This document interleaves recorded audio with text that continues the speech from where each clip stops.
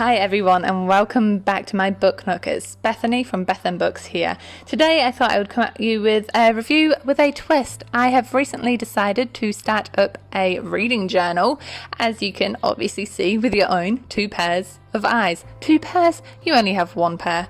Anyway, this novel is an adult fiction contemporary and it follows our main characters Mia and her daughter Pearl. Now Mia and Pearl, they move into Shaker Heights, which is a progressive suburb where literally everything is planned. Like literally guys, they keep the bins at the back of the houses and the wheelie bin fella has to run down the driveway also that people don't see the trash out on the street. So as you can imagine, it's very type A, very restrictive. However, Mia doesn't quite fit into this picture as a photographer, and Pearl certainly wants to but doesn't quite either. And what happens is that Mia and Pearl are found on one side of a custody battle. Now, my thoughts about this book.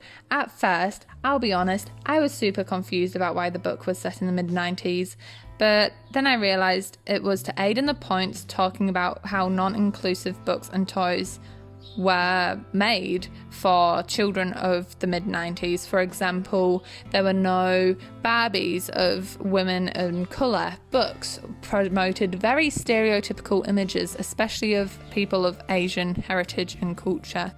I was also a bit scared that all of the individual points that were made wouldn't be talked about properly. There is a trigger warning for abortion, everybody. So one character goes through an abortion, other characters are dealing with how they fit into a very normal family when they feel like they want to go and explore more. It talks about adoption, a lot of chats about racism, and they're all quite important topics, and I was a bit scared that Ng wouldn't do them all justice. However, I think Ng did really, really well. I found myself thinking about what I would do in lots of the characters' positions.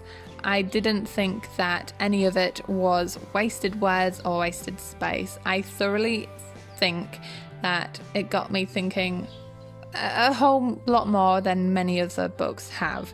The only reason why I gave it 4 stars instead of 5 is that sometimes I don't think the points necessarily added to the story. They were just political statements, which isn't bad.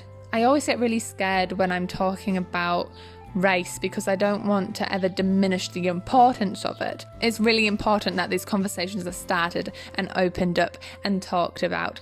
And I think it's also really important that this becomes normalized. This shouldn't be you shouldn't have to give books 5 stars simply because of how inclusive they are. Inclusivity should be included in every single book so that you're no longer giving books 5 stars because holy moly, they have LGBTQIA plus representation. It should be normal. Anyway, rant aside, I think it was a really good book. In terms of the actual plot, I thought it was a good pace. There seemed to be enough mini subplots that were done well to keep my interest. I have to admit, I was sucked in way more than I thought I would. Like at the beginning, if you watch my reading vlog from when I was reading it, I said something about wanting there to be more mystery. Girl, you spoke too soon. There was plenty of mystery. Maybe less overt than, say, an actual mystery book, but a lot of mystique, shall we say. A lot of wondering what would happen. I would recommend this to anybody who likes a proper think about a book. I don't think this could ever be classified as a light read just because of the topics broached. If you like things like On the Come Up by Angie Thomas or Thug, I think you would like this because it deals with those sort of racial conversations. I also think you would like this book if you like John Green books because they have that same whimsical style. However, I think Ng is a better writer. Don't hate me. Sorry, John Green. You're overrated. Okay, now that you're all booing. No, but for real, she was a really good writer and I enjoyed it way more than I thought I would. Definitely recommend. So as we draw to a close, I want to take this opportunity to say thank you to everybody. I can't believe we're almost already at 50 subscribers. That is momentous. Please consider leaving a like and a subscribe if you've watched this video and enjoyed it. Obviously, that's what liking means, Bethany. Duh. And please let me know if you like this sort of review or if you prefer I was standing up in front of the camera doing like a monthly wrap-up or something similar.